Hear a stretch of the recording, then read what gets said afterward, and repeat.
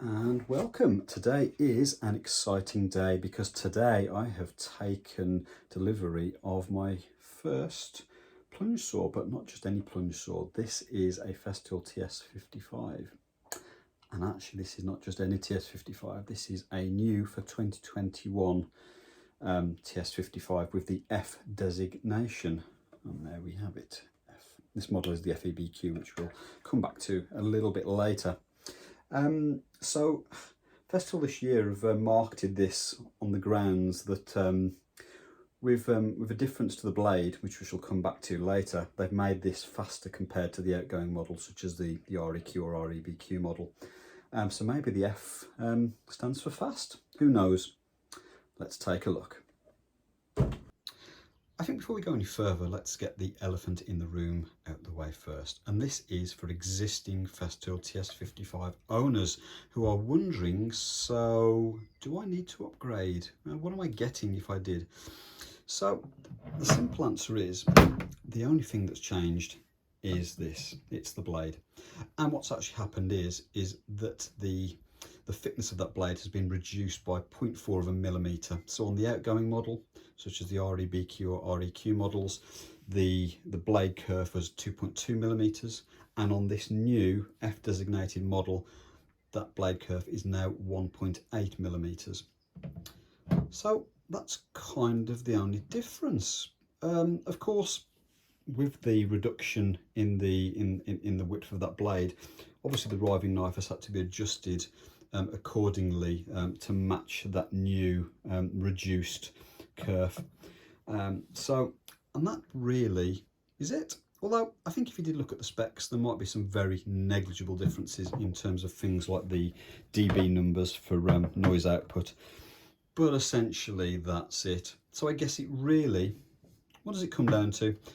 Possibly, you know, if you're using you know, the TS55 for cutting down lots and lots and lots of material, and you're doing that day to day, it may come down to the fact that with this new one you can get through a higher volume in less time, so therefore with time being money, maybe that might be attractive. Who knows?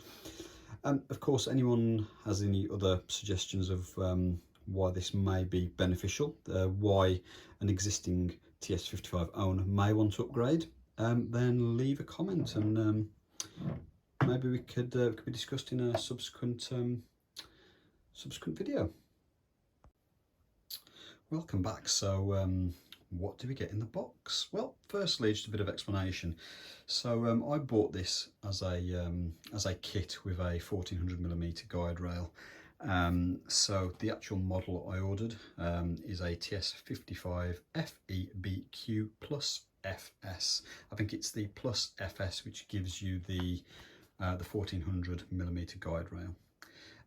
Also, because this is fairly, I think probably I'm one of the first people to actually get hold of one of these. There's a limited run which has been designated as Master Edition. I didn't realise this when I bought this, and when it arrived I thought, wow, what am I getting here? And actually what it was is that when I purchased it from Axminster Tools in the UK, it did state on there that it was coming with an additional blade. Having actually looked into it, that Master Edition actually means it comes with an additional blade and nothing more. So what's in there? So in terms of the model number, this being an FEBQ, so this is a 240 volt model. So a peculiarity I think for the UK is that we also use 110 volt models, which tend to happen out on work sites. I'm not quite sure, but I don't believe that's actually happens anywhere else in the world. Anyway, so let's have a little look at what's inside the box.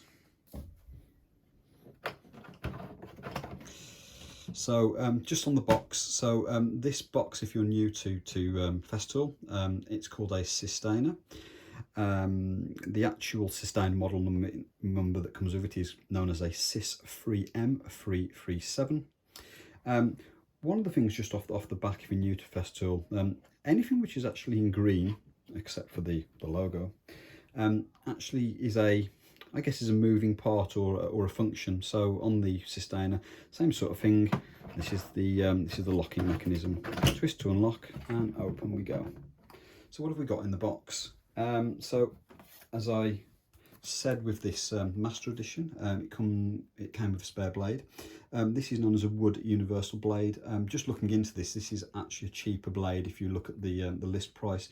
So this really is an all-rounder, probably good for a mix of you know, cross cutting and rip cutting, but it's certainly a cheaper blade. I'm not quite sure. We'll test it out, and maybe for most of my general work, this is the blade that we'll use.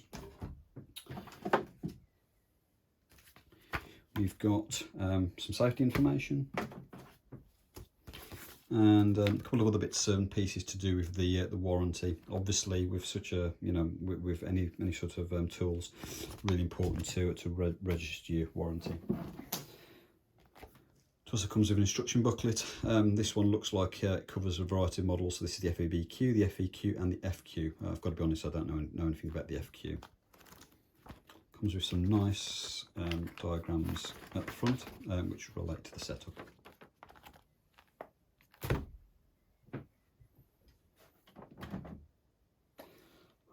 Then, as the saw itself, let's just pop that to one side for a second.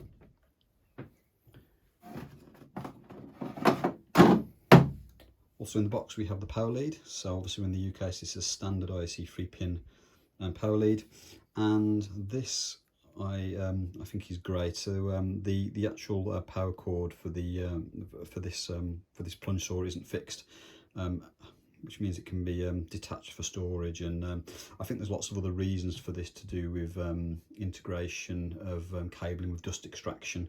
So I think there's quite a few options. So this is quite useful. The fact that this is a separate item. The other two things that come in the box actually relate to the splinter guard for the waist side. So that's the splinter guard, which we'll show later being fitted, and this is a this is part of the attachment for tightening it to the body of the saw. And now taking a look at the saw itself, sitting on its track. Let's just have a good look at it. Let's give it a bit of a 360 just to give you some good views of what we've got.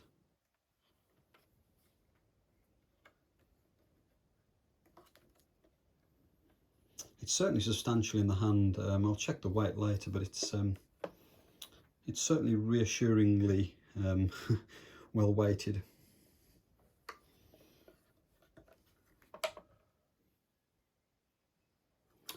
Okay, let's just take a look at. I think we'll take a look at fitting it to the track first. Okay, so with the saw set on the track, out of the box, you can see there's actually a little bit of slop in that, which is not going to be good from an accuracy perspective. There are two thumb screws located here and here, and turning these in a clockwise direction causes this to tighten to the track. I think what I've seen from previous videos is the suggestion is to take this as tight as you can, and gauge just how free it is and how much wobble you've got, and just keep adjusting that way until the point where maybe it's a little bit too tight on the rails, and then just back it off a tad. In terms of adjusting the angle of cut, this is done on the front. This works in both in a positive direction from 0 through 47, and also it goes to -1. So firstly, to adjust this, you need to loosen off these locks at the front and back.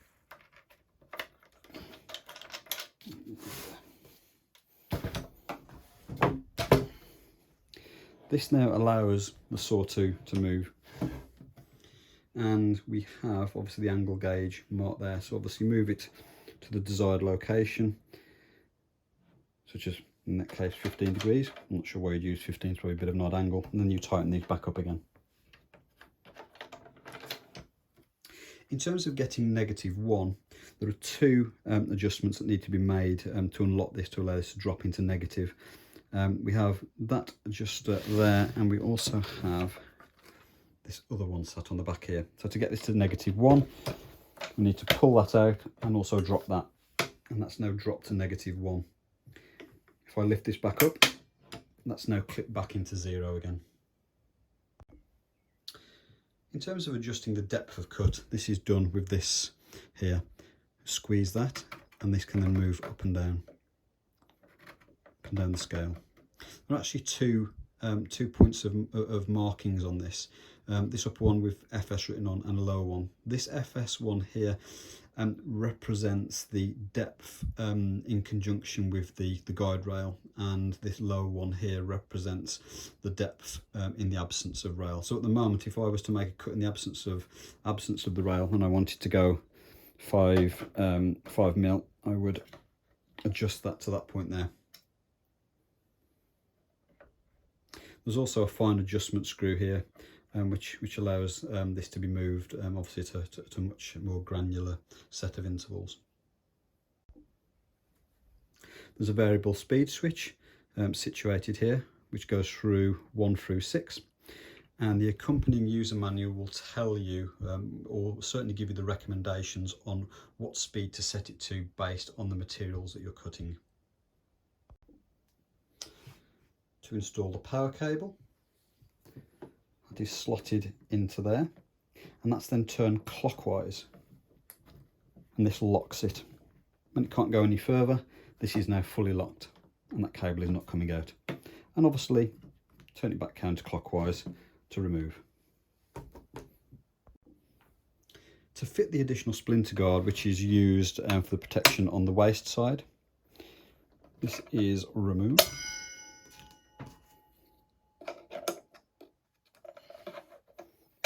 This new one is slotted in, and this acts to tighten it.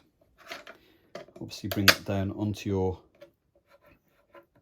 the material that you're cutting, and then lock that down, and that will offer some protection to the waist side of the cut.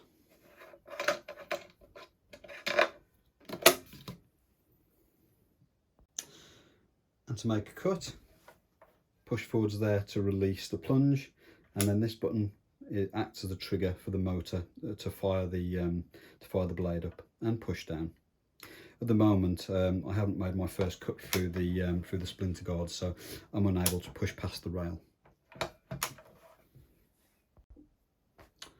For blade adjustment, which I'm not going to go into in this video, there's an Allen key situated here in the handle, which can be removed as required. In terms of specifications for this TS55 F designated series, it still has a 1200 watt motor, so it's the same as the previous outgoing model, which is less than many of its competitors, such as Bosch, Mafell and Makita. The blade itself is 160 millimeters with a 20 millimeter bore.